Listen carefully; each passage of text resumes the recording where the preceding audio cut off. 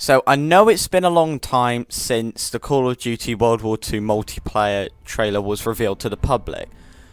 And I know it's taken me this long to do this video, but I've had to been analysing it, going to different websites and loads of different sources just to find out the information for it.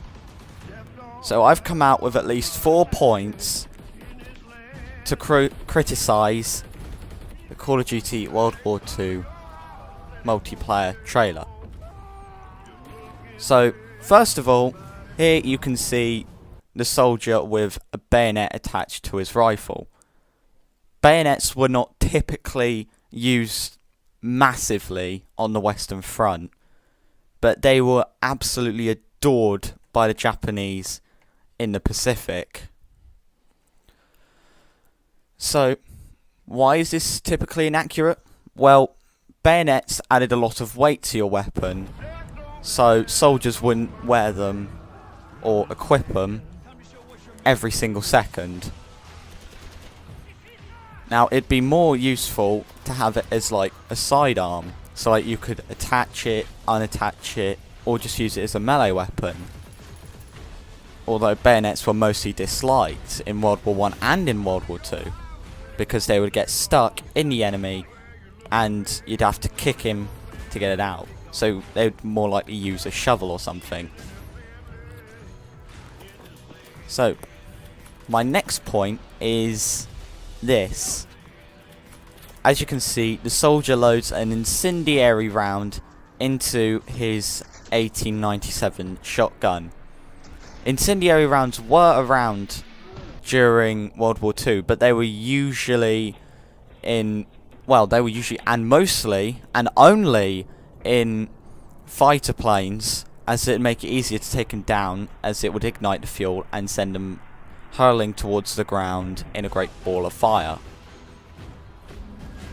And there were plans to make incendiary rounds for the infantry troops, but it never got past the planning stage. So my next point is this, the Stuka dive bomber. Now as you can see, it's got these anti-tank guns on the side. May not seem it, but anyway, Sledgehammer have really gone overboard with this, as these guns had a max fire rate of 136 rounds a minute. So these guns are firing way too fast, and they were only limited to 12 rounds a gun before reloading. So they've just made this a funky little score streak, but at what cost? Historical accuracy. This is meant to be the game that brings the franchise back to its feet. But to be honest, I'm thinking it's hurting it more than reviving it. So my fourth and final point is this: a guided bomb score streak. There was no such thing as guided bombs in World War II. The only thing that was reminiscent of an unmanned bomb was the V1 and V2 Doodlebug.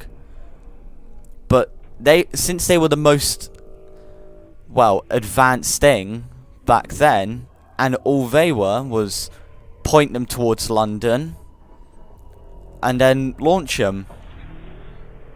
As soon as they run out of fuel, they drop and kaboom, bye bye.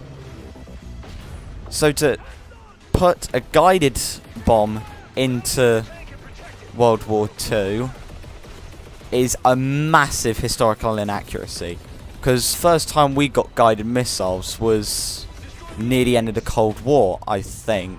Don't quote me on that. So yeah, those were 4 historical inaccuracies about the Call of Duty World War II multiplayer trailer.